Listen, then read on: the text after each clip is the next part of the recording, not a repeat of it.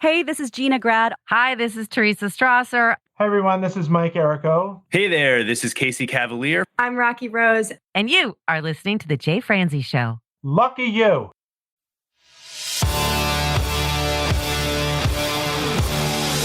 Welcome to The Jay Franze Show. A behind-the-curtain look at the entertainment industry with insights you can't pay for and stories you've never heard. Now, here's your host, Jay Franze.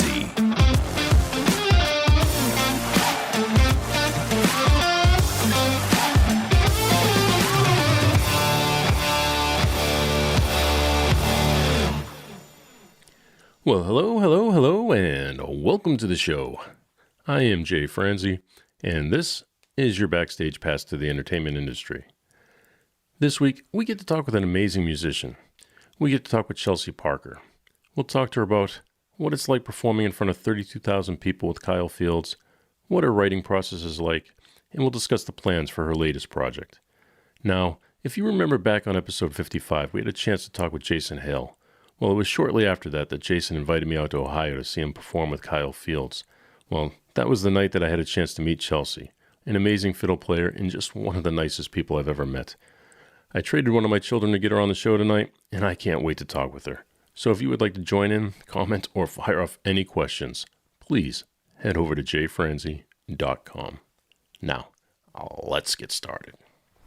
Miss Chelsey, how are you? Hello, I'm wonderful. How are you? I am very excited. I am glad to have you here in person. Thrilled to be here. Thrilled to be a part of this. Thank you. Well, it is my pleasure. Absolutely my pleasure.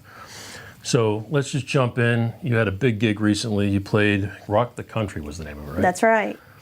Tell me about it. What was it like? That was just a little over a week ago, and it was an incredible experience getting to be a part of such an iconic lineup. I mean, Kid Rock headlined that night. Was definitely an experience to not be forgotten. You played the one night for Kyle. Yes, Kyle was acoustic on Friday, and then we were full band on Saturday. Very nice. So Kyle Fields is who we're talking about, but he got a chance to perform there. And that was a very, very large crowd. It was. I mean, when we say large, we're talking 32,000. That's right. And you could tell it once you looked out there. During the day, there was some sprinklings of people, groupings, but by the end of the night, I felt like I was at Woodstock 99 or something. So what was it like?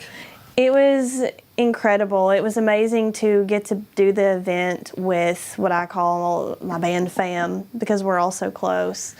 Getting to do it with such prestige players was what I consider such a blessing. I'm very grateful for it. Getting to see the level of production and professionalism that went on, all that was fascinating. What was your favorite part? Probably getting to play our show. The 30 minutes that we played, once we stepped on stage, it was just felt like here we are, this is what we're doing, and I just had a blast. Did it feel like every other gig, or did it feel different? It felt different in the sense that the crowd was so large. We were on such a large stage. Brantley Gilbert, Kid Rock were coming up right after us. But as far as being on stage with the band, it felt like just another gig. And that's kind of what we said. This is just another gig. It's just on a bigger stage. So how do you prepare for a show like that? Practice, of course, which practice for me is a very routine thing. If I don't play every day, it's abnormal. So practicing, getting in the right mindset. I actually am pretty avid at practicing yoga. So getting into the mindset That's of... something I can't find myself in. I love it. But just letting go, trusting myself. This is what I can do this. How did the band prepare for it? As far as individually, I'm not sure their level of woodshedding, but we rehearsed the day before, early that morning. We rehearsed our set, made sure that everybody knew whatever cues we were gonna do. Then we just had fun with it on Saturday. You know, we all had a bite to eat before, hung out for a few minutes, and then went on. How is it different from your normal gigs? Definitely the level of production, the organization of everyone's crews and the different camps that were circling around the backstage area, full catering. Okay, stop there. Let's talk catering for a minute. What did they have? When we arrived, they were just finishing up the lunch, and I mean, they had a full hot bar, a salad bar, dessert bar, drinks, full bar, and then any kind of tea you could want. And a lot of us drink tea before a show just to kind of, keep our throat warm, and coffee, anything you wanted. It was amazing. Are you singing backgrounds? Yes, I did background vocals that day. Is that tough for you? To be honest, no. It's something that I've done since childhood. As an adult, I haven't done as much harmony vocals as I did when I was a child. But since I was a kid, my mom has always sung. She's a musician as well. And we would sing in the car or at home or at church. And honestly, the harmony lines just came natural to me. So not just singing backgrounds, but you can do harmonies nice. Yes. I could never in a million years. That's pretty cool that you can do that, though. Thank you. How is it when you're playing fiddle? I mean, are you singing in between, or can you sing while playing? I cannot sing while playing consistently. I can maybe do a little bit of chop back up and sing, but as far as playing some riffs or things like that, I can't keep it together. So it's mostly in between, whether there's little fills in the chorus or just leading right up to the chorus, yeah. Was it primarily cover tunes, or were you playing originals? So we had 8 songs. I believe we did 3 covers. The rest were Kyle's original music. So how long have you been playing with Kyle? Close to 3 years. Of course, it comes in seasons as far as how busy we are. I play with a number of other people, but I've been a part of Kyle's full band project for almost 3 years. So it's been amazing. Can you kind of paint the picture of how all that comes together? How did it start? I met Kyle in Lexington at Austin City Saloon. And at the time he was, I believe, filling in for one of the front guys for the band that night. And it was probably a few months later that he called me to sit in on fiddle with the band. I don't know if it was a fill-in or he just wanted to add fiddle that night. A lot of people want to add fiddle for a big show. And from there we started working together pretty regularly. What a lot of people don't realize is you don't play with the same people consistently. Right. So how does that work when he needs you? He just calls you, or do you play with him on a certain regular basis? With Kyle, it definitely evolved into being full-time in the band. So his bookings, his obligations became a priority. And then any other calls that I would get, if I wasn't booked with Kyle, then I would book that gig. If I'm not consistent with a band, I don't have an obligation band, I guess you could call it, then whoever books me first, and I stay to that commitment. Okay, so how many other bands do you play with? Right now, 2 or 3 as far as routinely, and then I'll do fill-ins here and there. I'm doing a sit-in gig this Saturday. Never played with the band before. So I do things like that too. It actually doesn't. It's exciting to meet new people, do new material. Yeah, it just builds more relationships. We'll continue down that path for a minute, because I saw you guys play just recently. What was the name of that venue? The Marion Palace. That's right. Yes. Very cool place. It was very cool. And I mean, the people who worked there and ran it were very nice. They were very professional. I mean, all of the, the sound engineers, anyone that helped us was so friendly and amazing. Well, the reason I bring that place up is because it's different than the one you just played. The one you just played was an outdoor festival. Mm-hmm. Like I said, 32,000 people. But this one was indoors. It was a theater. It was a beautiful theater. Very beautiful. But what's the difference when you play a theater like that versus playing an outdoor festival? The night that we played Marion Palace in any setting like that, it feels much more tedious. I could use the word tedious, because the audience, they're seated. They are in a designated seat, and they are there for that show, and really that show only. So their eyes are locked on you. Any move you make, any note that's played, it is very clear. So it adds a little bit of anxiety versus playing something like Rock the Country, an outdoor festival. You have a more relaxed feeling. People, yes, they're there for the music, but they're having fun with their friends. They might be getting food, and they're just happy you're there. They're just loving everything you're doing. So is the theater more intimidating? Yes, for me it is. So what kind of challenges do you have, like acoustically? Does one feel more comfortable to you than another? Outdoor festivals and any outdoor event is just my favorite. So I definitely feel more comfortable, but again, it's just my favorite. So because I enjoy it so much, I'm more comfortable. Well, I come from the world of engineering, and doing a theater is more challenging than doing an outdoor festival. When you're doing outdoors, there's nothing to reflect off of. Right. Where a theater, it's going to change once bodies get in the seats, it even changes. So I didn't know if you found any challenges like that when you're performing. Like, can you hear a difference in your instrument when the house changes like that? Absolutely. That actually happened that weekend in Ohio. We sound checked, of course, had a full sound check. Then we sound checked last because we were the first band on stage. And once we went on stage, totally different. It wasn't bad, but just the volume of myself, because we were using wedge monitors that night, my own volume for my fiddle, and just how I could hear the rest of the band was definitely slightly different. So you got a gig coming up at Laurie's Roadhouse. Yes. Are you excited for that one? I'm very excited.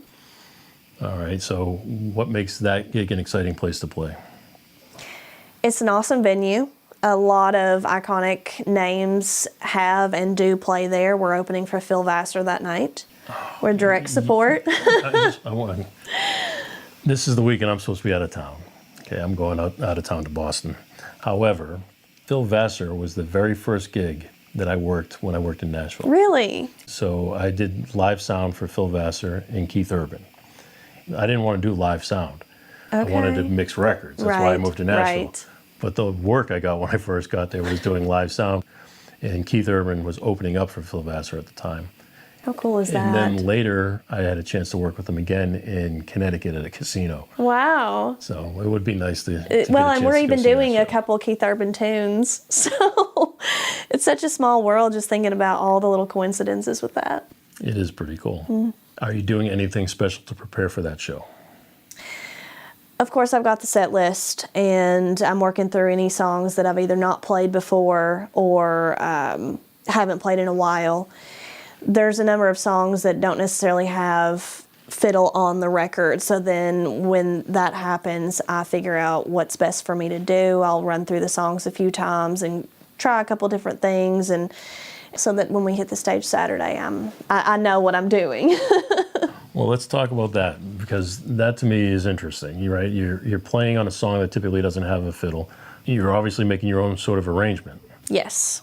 So when you do that, what's going through your mind? You're obviously playing to a tune that was already produced or written in a certain way.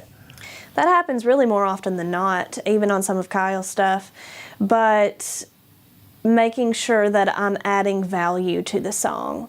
It might be a small little build-up that would sound nice with some long bows added to it. Maybe there's a keyboard part. We don't have a keyboard player, so I'll do that part, or a steel player. So it's just making sure that I'm adding value without inserting in places that doesn't sound right with what was originally created.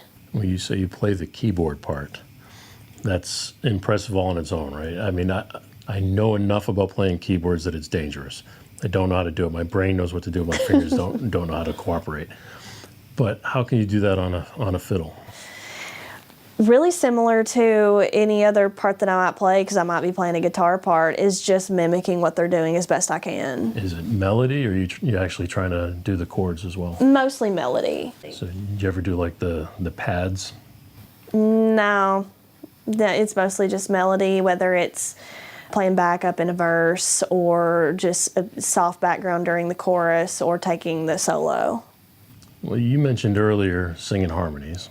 Yes. And now you're talking about playing melody parts that you're making up or accompanying a part or vocal, or even playing a keyboard part that would normally be there.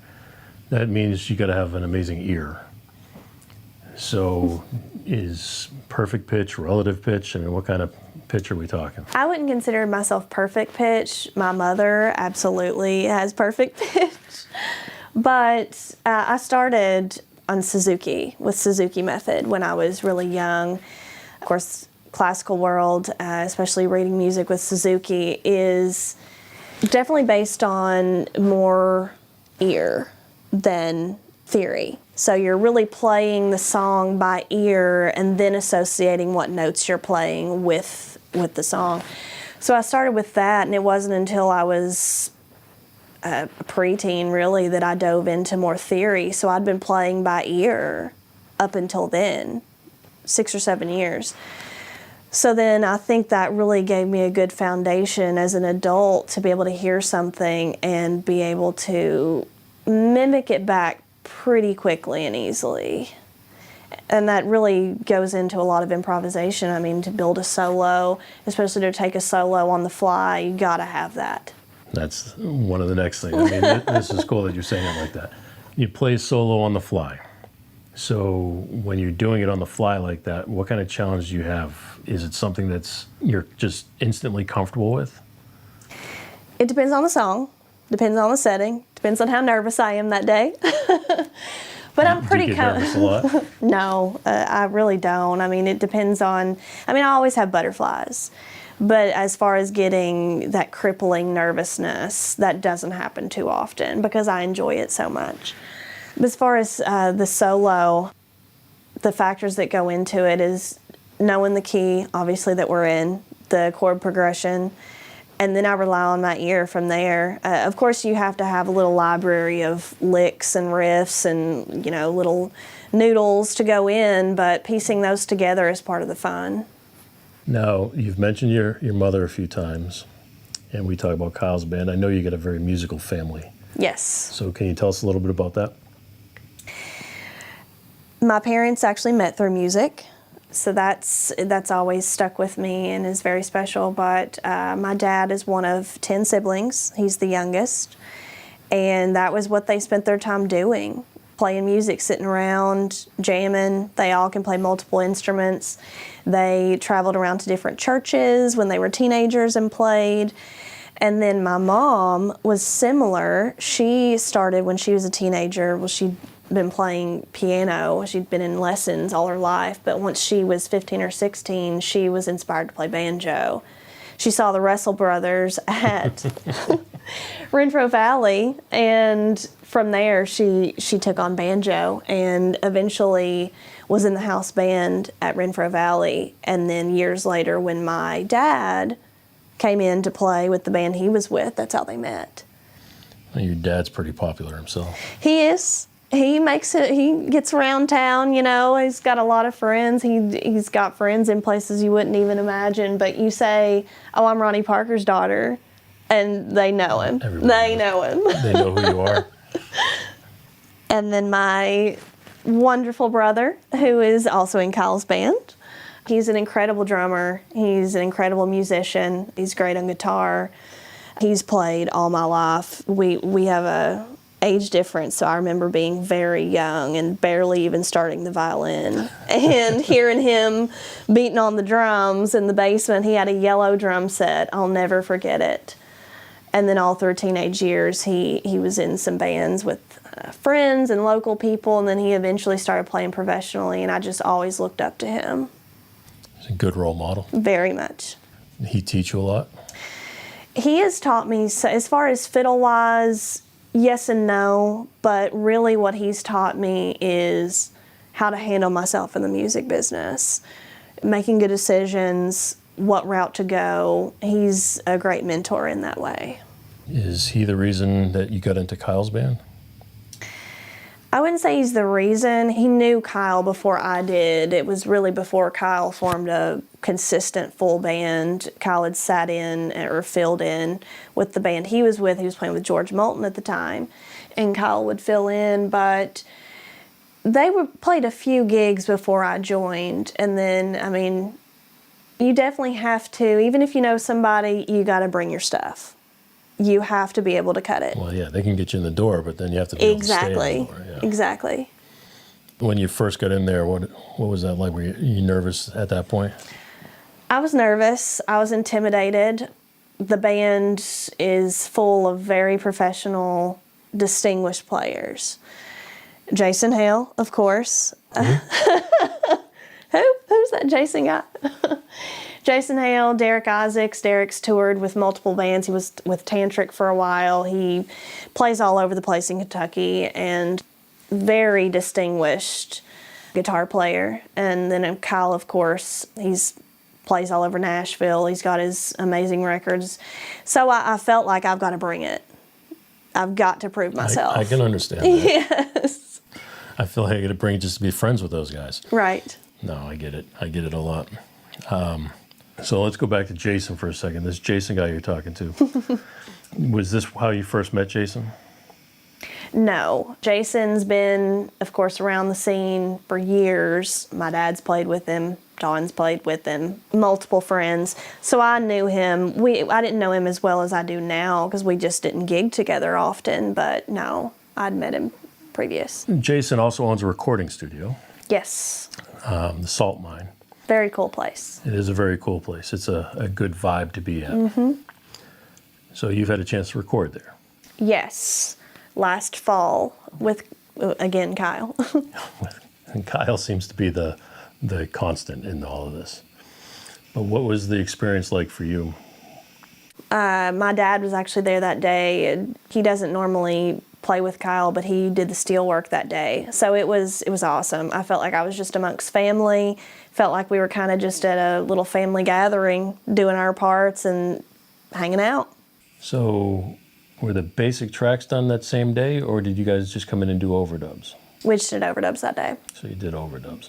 So it was you and your dad, and he played the steel parts, and you came in and did the fiddle parts. He did steel, my brother did drums, I did fiddle, Derek did guitar, and I did harmony vocals that day as well. And then Kyle, of course, did his part.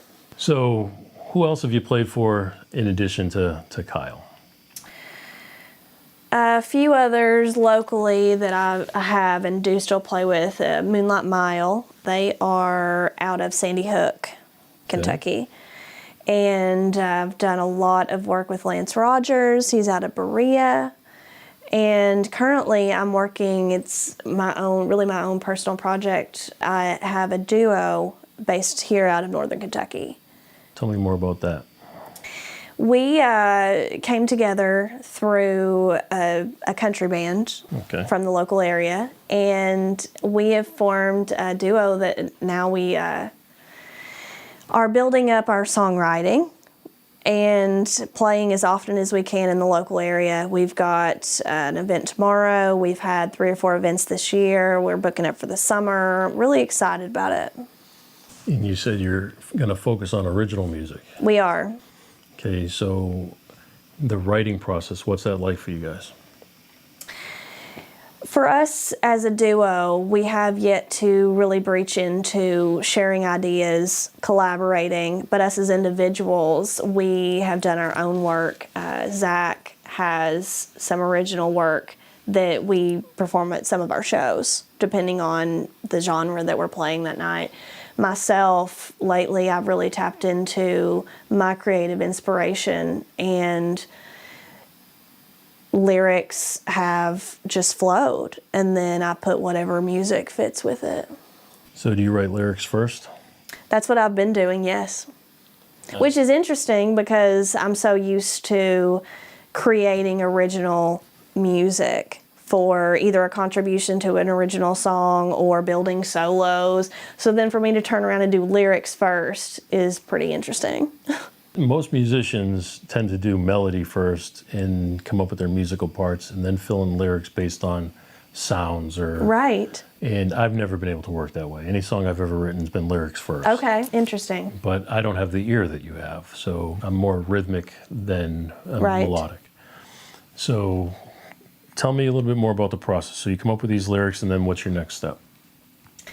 Come up with the lyrics. I may have an idea in mind as far as the mood of the song that I'm going for.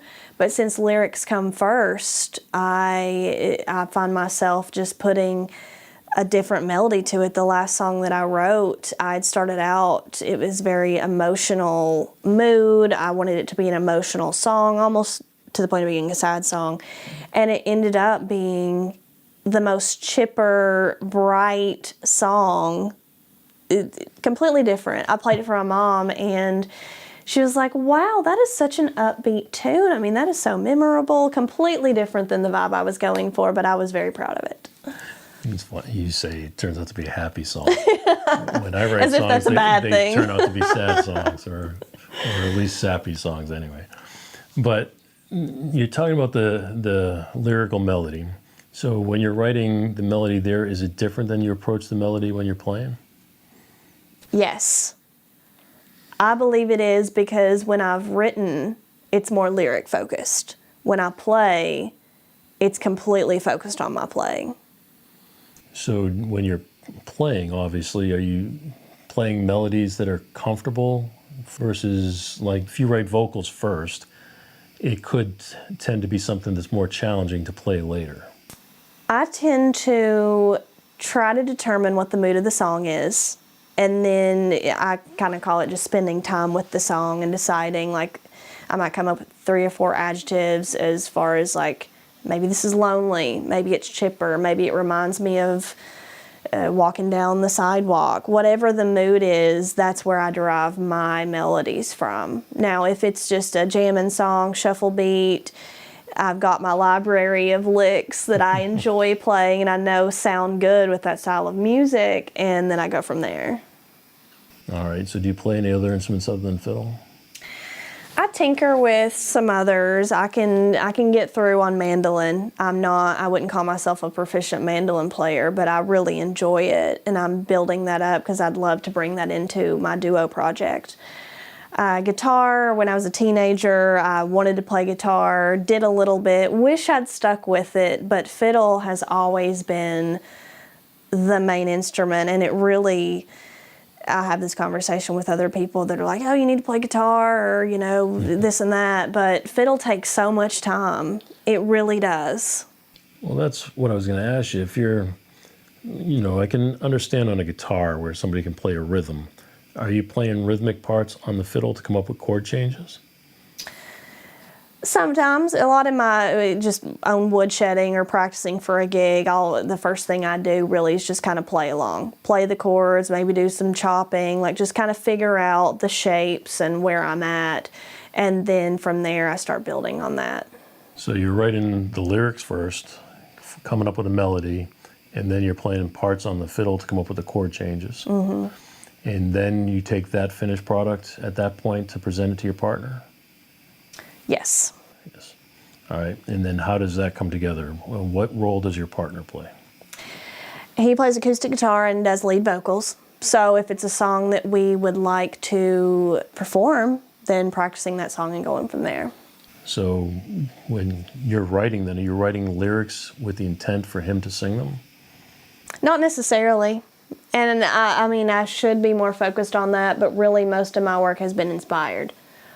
And it doesn't have to be something that we perform. It might just be something that I keep in my back pocket for years. My mom actually played a song for me at Christmas that she wrote almost 40 years ago, and I'd never heard in my life. So it could be something like that. Because for me, I read a lot of poetry, and I just love reading books in general. So a lot of mine is either a special memory or something emotional. So it doesn't even have to ever be heard for it to be special to me.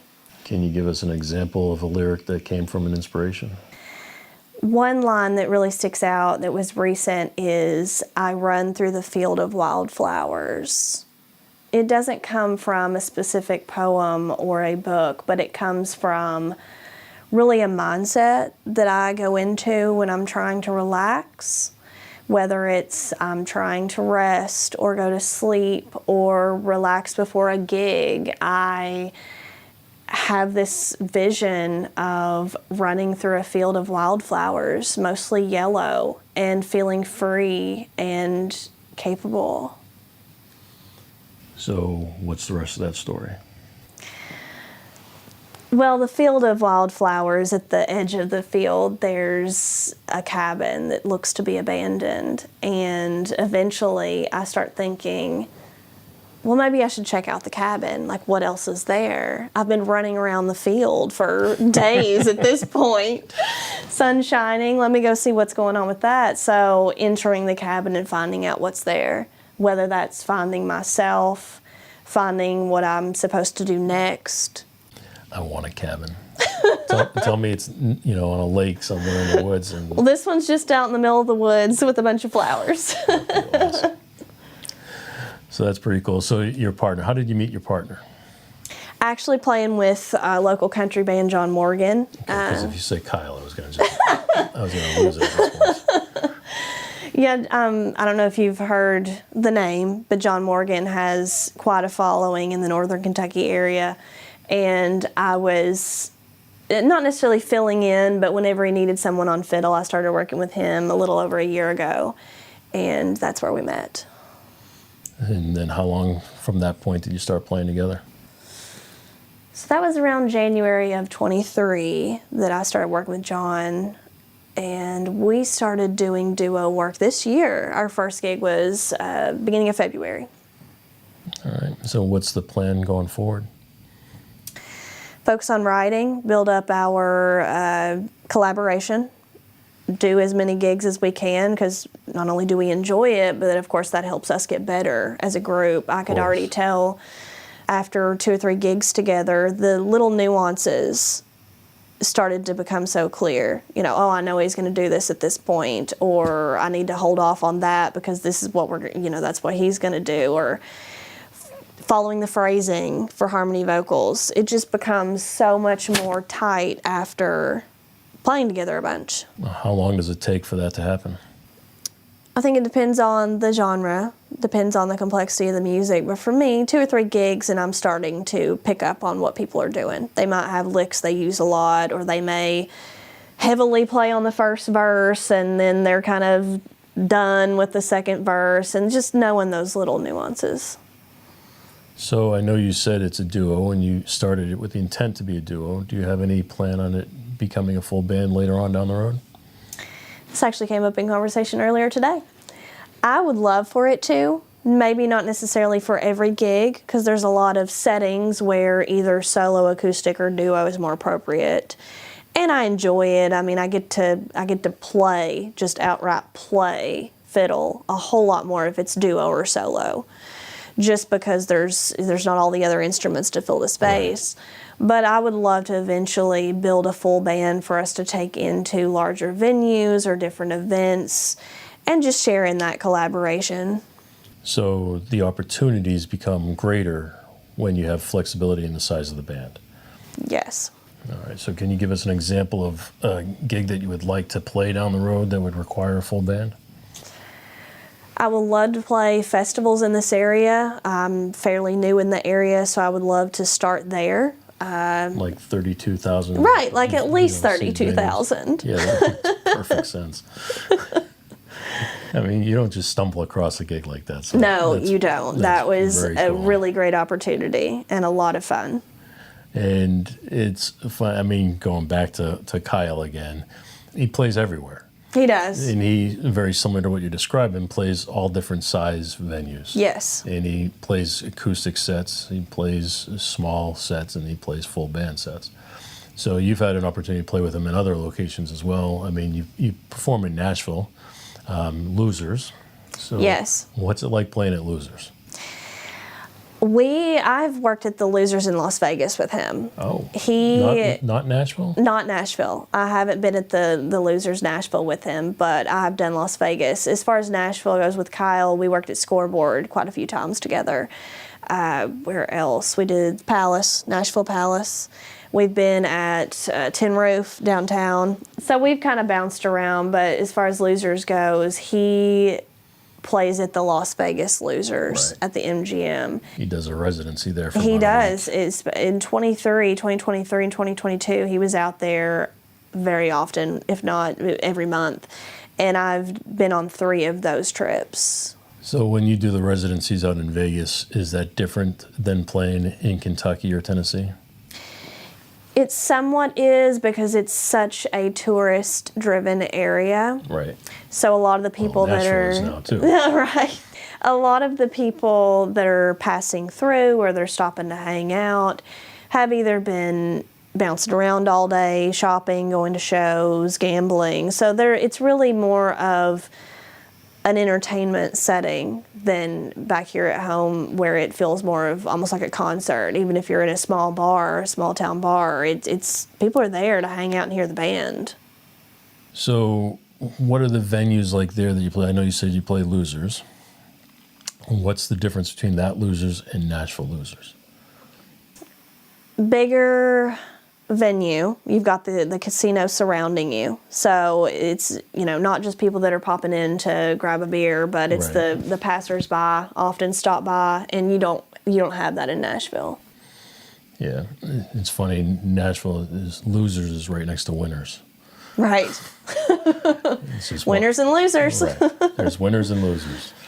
This year, actually, thinking about it, in January when we went, we were at a different location. We were at Resorts World, a little bit different side of town, newer hotel. That was a really fun experience. And what made that fun? Just getting to see a new place, getting to be in a different location, meet new people at the venue, work with new managers. That's always just fun. For you to perform, this just popped in my head when you're talking about the different venues, but when you perform, you're playing fiddle, so you literally put a small instrument into a case and you walk away. Are there any challenges for you when you're setting up for a gig? I mean, you show up with your fiddle, you take it out, you stand in front of a microphone. I mean, you use electronics in your fiddle, right? I do. I have an LR Baggs bridge pickup, so I have that. And then I have a small little pedal board set up. So really all I need is a cord. That's when I show up. All I need is a 1/4 inch or an XLR, and I'm plugged in to go. So does the engineer just love you for that? I think so. A lot of times I'll show up, and sometimes they're kind of like, okay, how are we going to do this? I need this mic. I need that. And I'm like, I just need a cord. And he's like, oh, we're good. Okay, I got this. Does the rest of the band get jealous? Probably in the sense that it takes me 3 minutes to set up. Does your brother get jealous? Well, sometimes at a lot of gigs with him, all he has to take is his snare. Right. Because He there's plays like a house. kit. Yeah, exactly. So he has even less than me. Okay. Yep. No, that's fair enough. But on the days that he doesn't, On a typical He's day, cursing you. He's the longest to set up and the longest to tear down, and I'm out before they even hardly finish the last note. I'm unplugged and stuff in my backpack. So that gig you just played, the one opening up for Kid Rock, was that your own equipment? Like, was it his drum kit? That was his drum kit, which I didn't even realize, because we just hadn't talked about it until that day. I didn't realize he was taking his own drum kit, which surprised me. But then again, there were 2 other drum kits that day for the different bands set up, so it made sense. But typically, even at like the theater gigs that we played in Ohio, they had kits set up. Really? So And he that was- wasn't his gig? Exactly. Okay. At Marion Palace, that was not House his kit. kit. Mm-hmm. I didn't know that. I would think of all places that would be Right. his kit. It doesn't, I mean, it's a theater and it's nice, but it doesn't seem like something that would have its own house kit. Right. Let's kind of discuss education for a minute. I know you talked about it briefly earlier, but how important do you think formal education is to what you do now? I think it's important, but not necessarily a necessity. I think it depends on what direction you're wanting to go. For me, my education set me up for success in the sense of my technique is there. I could go 6 months and not touch the instrument, and I pick it back up and my technique is ingrained. down to holding the instrument, my bowing ability, things like that, my comfort with it. But as far as teaching myself, because there's plenty of self-taught people nowadays, especially with the resources that we have with YouTube and Right. all the virtual lessons, I've taught myself quite a bit as an adult. I took the foundation that I got from childhood up to teenage years and just built on that. So I always say that there's the difference between formal education and informal education. So you've gone through your formal education and you've learned the foundation of everything, and then you continue going on with the informal education. Yes. But do you find like there's musicians now that are skipping the formal education, going straight to informal and learning improper techniques? For fiddle, it's easily done to learn improper techniques. And that doesn't mean they're not a good player. They could be No. the best. Right. But it might make it more difficult for them. Say they're holding the neck in a certain way. They could probably play it better than anybody, but it might be more challenging because they're not... Straining muscles. Exactly, and all sorts exactly. of concerns.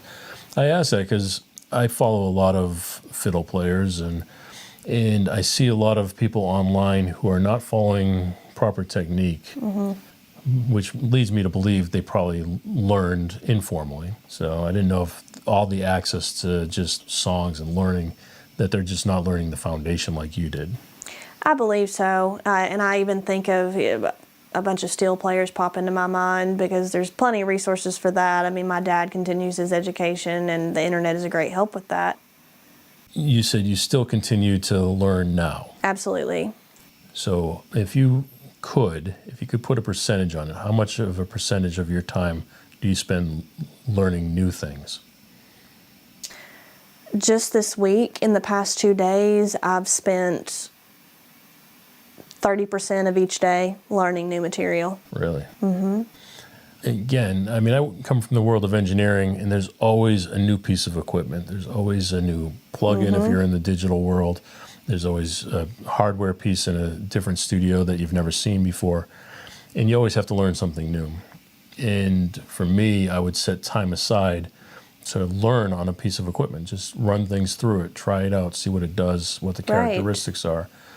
And then the next song, if you came in and we wanted to record a song, I would say, okay, I'm going to try this piece of equipment this time.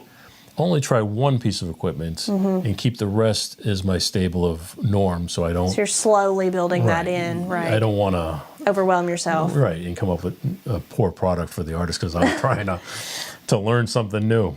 But yeah, so I just didn't know how much of your time you're spending. That actually sounds similar to if I'm preparing for a gig and I've learned all these new songs crammed the day before, and then you go try to play it, and of course, I mean, you get through it, you get it fine, but you don't catch all those little nuances because you learned so much all at one time and you didn't have time to, just kind of casually play it every day, get it into your muscle memory.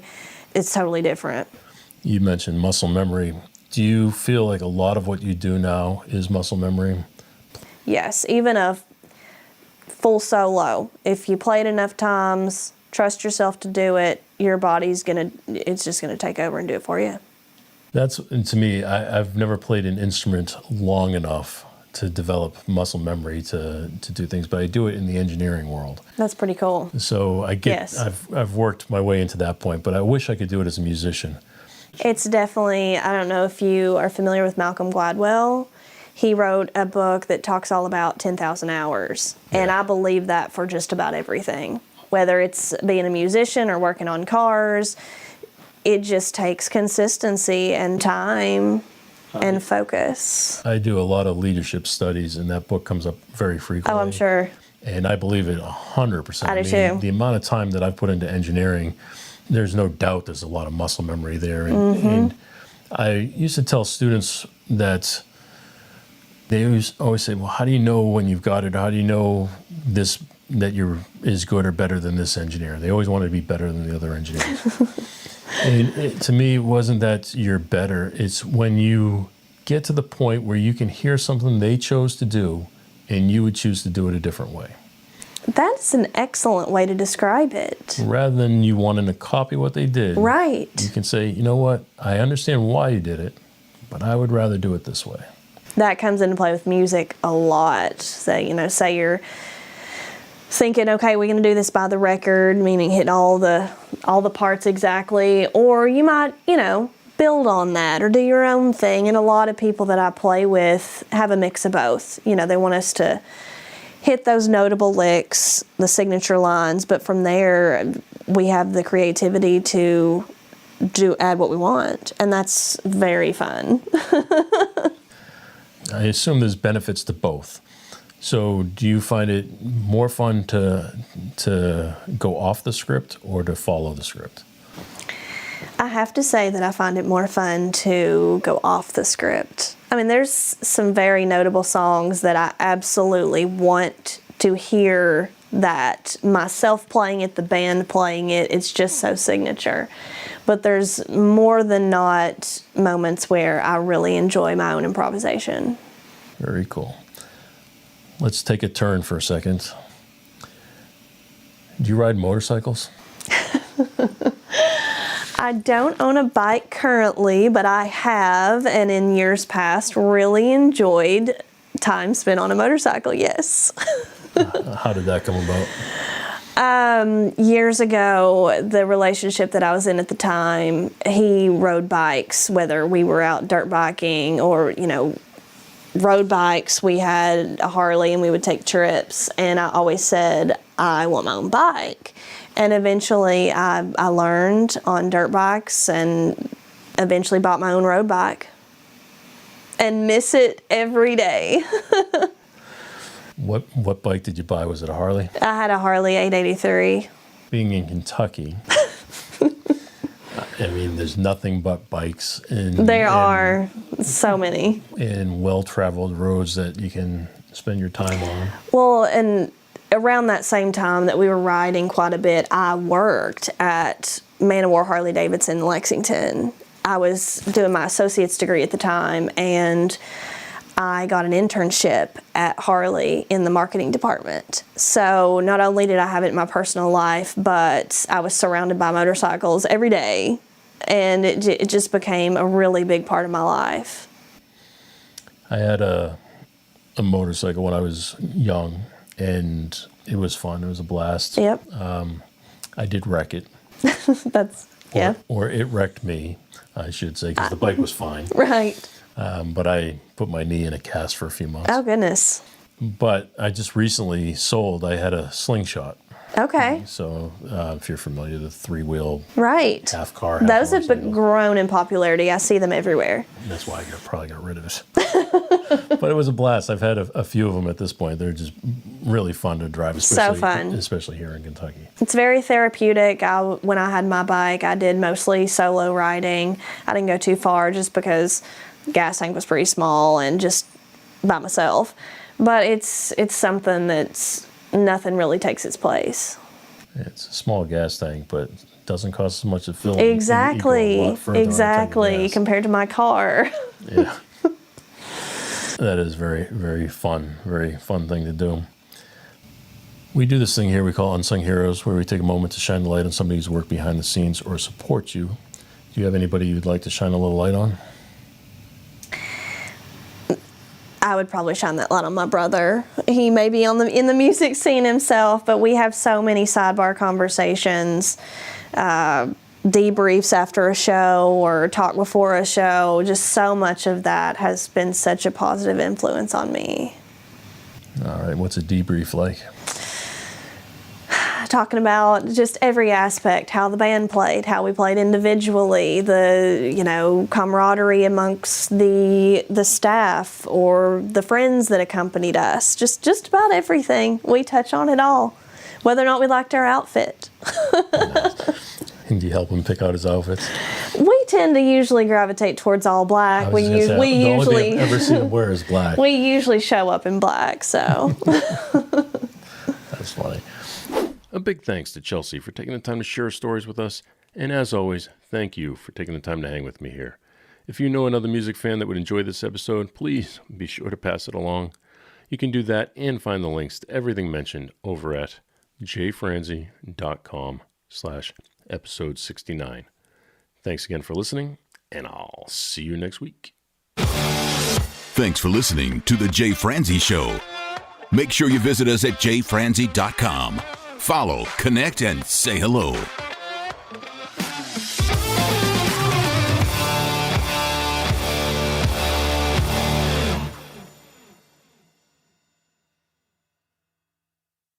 This episode has been brought to you by VR Knives, your source for 100% custom knives made by a true rock star. So, if you're in the market for a new piece of art, reach out to VR Knives. 407-421-5528. 407-421-5528.